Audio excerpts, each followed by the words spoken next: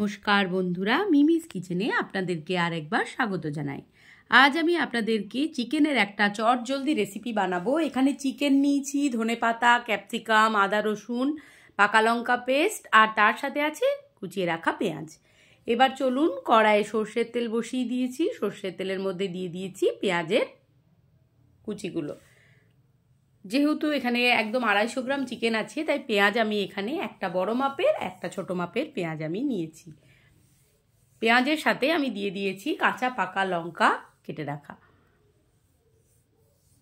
এটা একটা চটজলদি বানিয়ে ফেলা চিকেনের রেসিপি, খুব তাড়াতাড়ি এটা হয়ে যায়। হাতে সময় কম থাকলে আপনারা অবশ্যই এইভাবে চিকেনটা একবার বানিয়ে খাওয়ার আমি অনুরোধ রাখলাম আপনাদের কাছে। খুব কম মশলা এটা তৈরি হয়ে যায় আর খেতেও দুর্দান্ত হয়।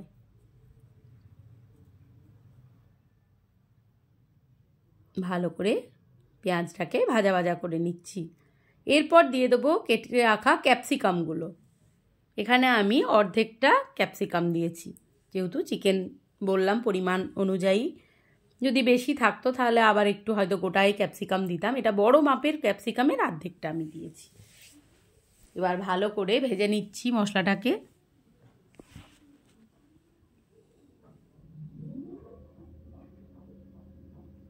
এরপর দিয়ে দেবো আদা রসুন আর পাকা লঙ্কার যে পেস্টটা আমি বানিয়েছি সেটা আমি অল্প একটু দিয়ে দিলাম। এটা 1 টেবিল চামচ আছে মশলাটা।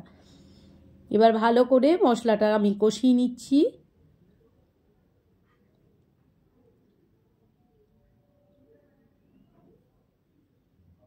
বাড়িতে অল্পই চিকেন ছিল, তো ভাবলাম এরকম করে একবার বানিয়ে দেখি যে কেমন লাগে খেতে। এরপর দিয়ে দিচ্ছি চিকেনের টুকরোগুলো। এখানে কিন্তু বোনলেস চিকেনই আমার ছিল, তো বোনলেস চিকেন দিয়ে আমি এটা করেছিলাম। যেহেতু এটাতে কোনো জলের ব্যবহার করব না, তাই চিকেনটা বোনলেস আর পিসগুলো একটু ছোট হলেই ভালো হয়। এবার দিয়ে দিলাম পরিমাণ মতো নুন। এরপর দিয়ে দেবো হলুদের গুঁড়ো।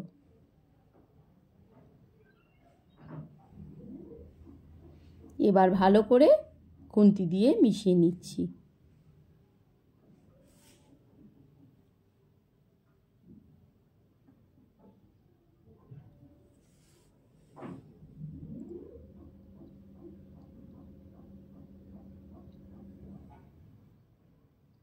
এরপর আমি যেটা দেব সেটা হচ্ছে একটু চিকেন মশলা। যে কোনো ব্র্যান্ডের চিকেন মশলা আপনারা বাড়িতে থাকলে সেটা দিতে পারেন। যদি একান্তই না থাকে তাহলে আপনার ধনের গুঁড়ো ব্যবহার করতে পারেন। এরপর দিয়ে দিলাম টমেটো কেচাপ। আমি কিন্তু কোনো টমেটো ব্যবহার করব না, এখানে কেচাপটারই ব্যবহার করেছি। এবার ভালো করে আবারও সমস্ত মশলাটা আমি নাড়িয়ে নিচ্ছি খুন্তি দিয়ে। একটা সুন্দর ফ্লেভার উঠেছে রান্নাটা থেকে। ভীষণ ভীষণ টেস্টি হয় এই রেসিপিটা। আর ওই যে বললাম খুব তাড়াতাড়ি হয়ে যায়। পরোটা, লুচি, রুটি, ভাত সব কিছুর সাথে এটা খেতে ভালো লাগবে। এরপর দিয়ে দেবো বেশ খানিকটা কুচিয়ে রাখা ধনেপাতা।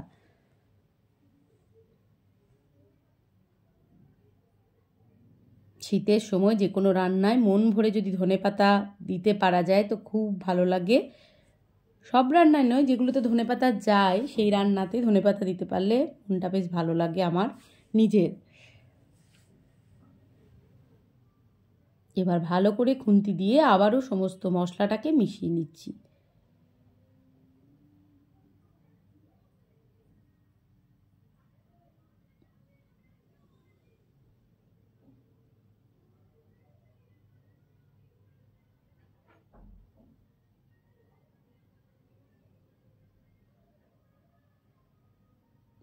দেখুন কি সুন্দর একটা কালার এসছে আর মশলাটা তেল ছেড়ে দিয়েছে।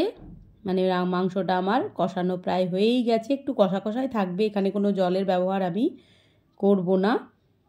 এরপর লাস্টে যেটা দেব সেটা হচ্ছে একদম শেষে আমি যেটা অ্যাড করব সেটা হচ্ছে দিয়ে দেবো বেশ খানিকটা গোলমরিচের গুঁড়ো।